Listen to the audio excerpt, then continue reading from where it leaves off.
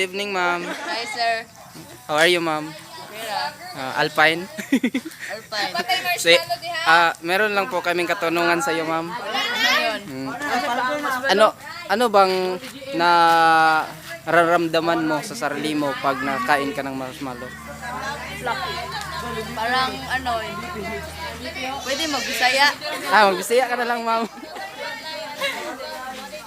Parang yung pagtingin ko sa crush mo na natutunaw. Cha! tapos anong ginawa sa marshmallow, ma'am? Niloto ko doon. Bakit puti pa yan, ma'am? Di ko type yung pagluluto kasi pag iluluto ko tong marshmallow, mas lalo tong tumamis. Mas lalo siyang tumamis. Oo. Kaya pala yon ang ginawa mo. Tinuhog mo na lang. Tulad pala sa kanya, ma'am, no? Pag lalong napapagod, mas lalong tatamis.